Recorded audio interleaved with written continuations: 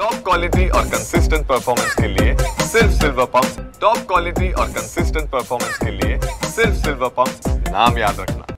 काल राज ठाकरे यांचा शिवतीर्थावरती गुढीपाडव्याच्या निमित्ताने मेळावा झाला आणि या मेळाव्याच्या माध्यमातून अनेक प्रश्नांना त्यांनी गवसणी घालताना पाहायला मिळालं।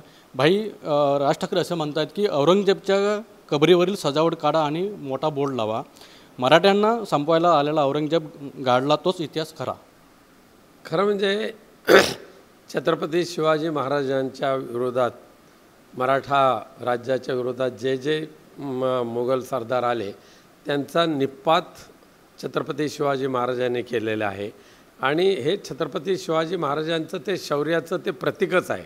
आणि त्यामुळे औरंगजेबाची कबर हे सुद्धा छत्रपती शिवाजी महाराजांच्या शौर्याचं कबर आहे आणि त्यामुळे जे तिथे आहे त्याला उकडून टाकण्याची दुर्बुद्धी आता त्यांना जी सुचलेली आहे ते खऱ्या अर्थाने शिवरायांचे विरोधक आहेत असं माझं मत आहे।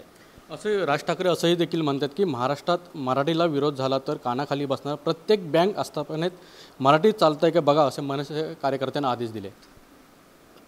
फक्त राजसाहेबांच्या या भूमिकेचं स्वागत तर आहे, परंतु प्रत्येक वेळेला निवडणुकीच्या वेळेला त्यांनी ही आपली ठाम भूमिका ठेवण्याची आवश्यकता आहे।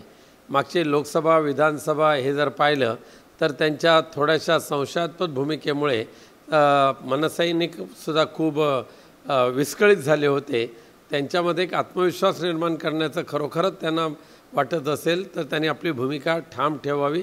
सध्याच्या म्हणजे जुलमी राजवटीच्या विरोधात। देवेंद्र फडणवीस, तुमच्याकडे महाराष्ट्र सुसंस्कृत राज्य आला आहे, चांगल्या प्रकारे मराठी माणसांकडे पाहत असाल तर आम्ही सहकार्य करणार असं राज ठाकरे म्हणतात। ठीक आहे, ते आता देवेंद्र फडणवीस यांनी सिद्ध करून देण्याची आवश्यकता आहे। पण सध्या मुंबईमध्ये ज्या पद्धतीने परप्रांतीयांची मुजरी वाढलेली आहे आणि मराठी बोलणार नाही, मराठीला घर देणार नाही, मांसाहार करणाऱ्यांना घर देणार नाही, ही काय मुजोरी आहे, ही एका ठराविक समाजाची आहे। ती मोडून काढण्याचं खूप मोठं आव्हान देवेंद्र फडणवीस पेलवतील, त्यावेळेला त्यांचं स्वागत केलं जाईल।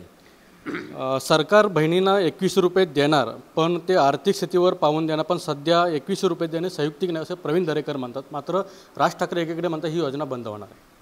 खरं आहे ते। आता गरज सरोनी वैद्यमरो असं झालेलं आहे। आता भाजपा आणि शिंदे यांचे मनसुबे साकार झालेले आहेत, आता त्यांना गरज पडलेली नाही।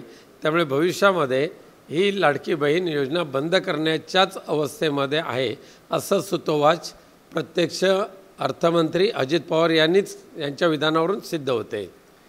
जिल्ह्याच्या दृष्टीने एक पर्यटनाचा मुद्दा आहे की ती निवृत्त INS गुलदार युद्ध नौकाची सध्या विजयदुर्ग बंदरामध्ये दाखल आहे, पण मात्र ती निवती रॉक या समुद्रामध्ये स्थापित केली जाणार होती। मात्र आता MTDC कडून असे प्रयत्न केले जातात की ती कुणकेश्वर समुद्रामध्ये स्थापित केली जाणार, कसं बघता याकडे? खरं म्हणजे गुलजार या युद्धनौकेची जागा निवती बंदरामध्येच असली पाहिजे।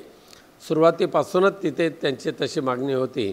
आज देवगडला जर अजून काही करायचं असेल, कुणकेश्वरला करायचं असेल तर अजून वेगळं करू शकतात, पण इकडची वेंगुर्ल्याच्या निवतीची खेचून कुणकेश्वरला बसवणं हे योग्य ठरेल असं मला वाटत नाही। निवतीला ते गुलजार युद्धनौका येऊन दे आणि कुणकेश्वरला अजून एक काहीतरी वेगळं पर्यटनाचं स्थान निर्माण करण्याची सध्याच्या सत्ताधाऱ्यांमध्ये इच्छा असेल तर ते होऊ शकते। पण यावरून राजकारण होऊ शकतं काय? म्हणजे कुणकेश्वरमध्ये होणार आहे आताचा प्रयत्न चालले आणि जी प्रस्तावित होती म्हणजे निवती समुद्रामध्ये, ह्याच्यावरून काय राजकारण सुरू आहे? दीपक केसरकर, नितेश राणे असे राजकारण होईल असं मला अजिबात वाटत नाही। का दीपक केसरकर एकदम म्याव झाले, त्यामुळे त्यांच्याकडे बोलण्याची ताकदच राहिलेली नाही, पण लोक उद्रेक मात्र जबरदस्त होईल असं मला वाटतं। दुसरीकडे असं दीपक केसरकर आता शिवसेनेचे प्रवक्ते झालेले म्हणजे शिंदे गटाचे प्रवक्ते झालेले आहेत, पण मात्र सभागृहामध्ये कुठेही ते तारांकित प्रश्नांवरती बोलताना चर्चा करताना दिसले नाही। नाराज आहेत असं वाटतं? नाराज म्हणजे काय, मंत्रिपदासाठी हपापलेला हा माणूस, स्वार्थासाठी, राजकीय स्वार्थासाठी हपापलेला माणूस हा त्याचा स्वार्थ साध्य न झाल्यामुळे सध्या अगदी अज्ञातवासात गेल्यासारखं आहे।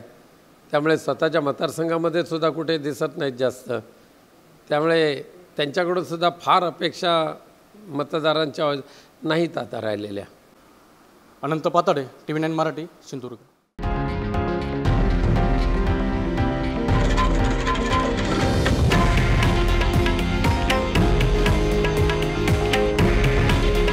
हे आहे देशातील नंबर 1 न्यूज नेटवर्क आणि आपण पाहत आहात TV9 मराठी. काळजी तुमची, हित महाराष्ट्राचं.